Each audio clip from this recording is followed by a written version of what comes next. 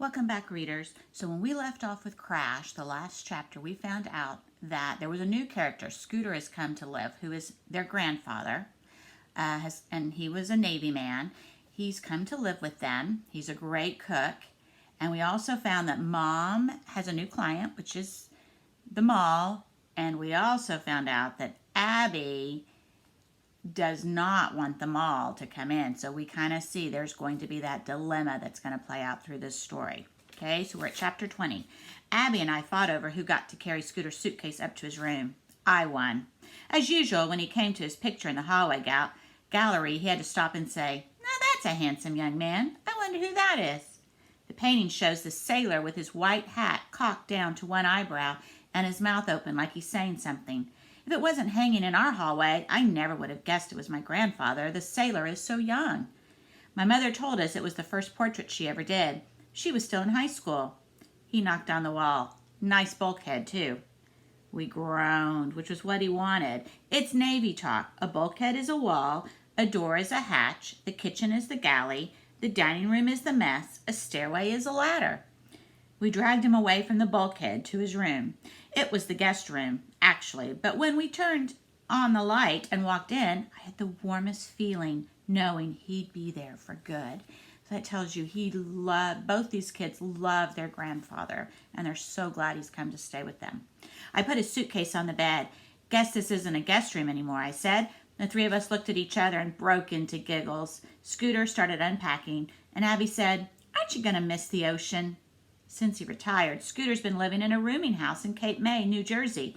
He said he wanted to be able to see the ocean every day. He took out a stack of boxer shorts with red and blue anchors on them. "Sure," he said. "When I start feeling that way, I'll just fill up the bathtub." Before he could stop her, Abby snatched the top pair of shorts and pulled them on over her jeans. She checked herself in the mirror. "Oh, Scooter, can I have these, please? Just one pair." Scooter looked at me like he had just seen an oyster from outer space, and I shrugged. "Fifth grade girls." Abby crouched, pleading in front of him. "Pretty please with sugar." And Scooter just blinked. He still wasn't connecting. "We'll see what your mother says."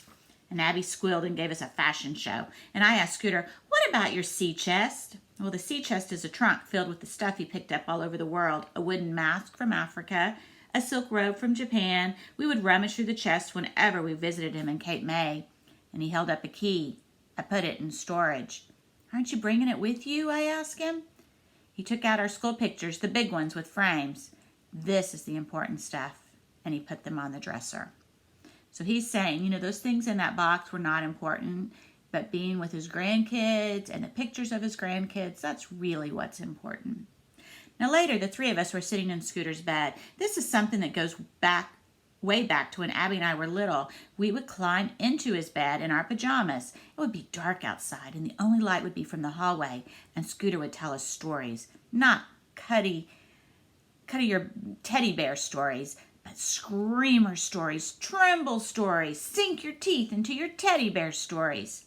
My parents know what's going on, so they don't call the police when they hear their kids screaming bloody murder. And I mean to tell you, when he says he's in the jungle on a moonless night, or in the back alleys of old Hong Kong, or in a salt swamp infested with sea crocs, well, you're there with him. And when he tells you to check the vine you feel in your leg, and you look and see it's not a vine at all, but a 30-foot anaconda already coiled 3 times around your leg, well, you gulp. And you shriek, and you might even grab onto your little sister for dear life. When we're good and quaking under the cover, Scooter will finish up with some lighter stuff. It's like dessert.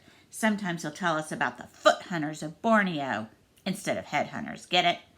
How they go around lopping off people's feet and shrink them and wear them around their necks. And always he tells us about his pet Ollie, the one-armed octopus. Now, he found Ollie one day while skin diving off the coast of Greece. Now, skin diving is different from scuba diving. Scuba diving, you would have scuba gear, so you'd have an air tank. Skin diving, you don't. You don't have an air tank. You might have a snorkel, but you're basically having to hold your breath when you go underwater. At first, he thought he was looking at some kind of pregnant sea snake or a constipated eel. Then he realized he had the ends backwards. It was an octopus with 7 of its legs chewed off in a fight with something Scooter hoped he would never meet up with himself. The octopus was flopped and all forlorn on the bottom sand trying to pry open a scallop. Its head was the size of a softball, and its one tentacle was less than 2 feet long. Scooter took it back to the ship, named it Ollie, and for years took it almost everywhere he went in a bucket of seawater. This time Scooter told us about the day they worked in a carnival sideshow with Ollie as the world's biggest sea worm. When Scooter finished, we just sat there soaking up the good times. And Abby piped, "We can do this every night now, forever." Scooter pretended to swoon. "Scooter," she said, then hesitated. She was thinking hard. "Scooter?" He leaned back against the headboard with a contented smile. She hesitated some more. I knew what was happening. We both grew up thinking Scooter's bed was the safest place in the world, like a boat in a sea full of crocs. In fact, we used to call it our bed boat. It was a place where you could say things out loud that you might only think anywhere else. I remember once when I was little, I had a big confession to make about something I had done, and I waited for weeks till Scooter showed up, and I grabbed him in the driveway, dragged him up to the bed, whipped my pajamas on, and I couldn't wait till dark, and confessed. And whatever Abby wanted to say, we were probably the first people to hear it. Wow, I wonder what Abby is going to say. So start predicting and thinking, what could she be getting ready to say to Scooter? Because the author gave us some background knowledge about how important Scooter is, to these kids and how they would interact throughout the years so that they feel that he's a confidant, somebody that they can tell things to, that he's going to listen and not judge them and help them through it. So start predicting, readers, on what you think is going to happen next. And you've got to tune back in to find out. All right? See you later.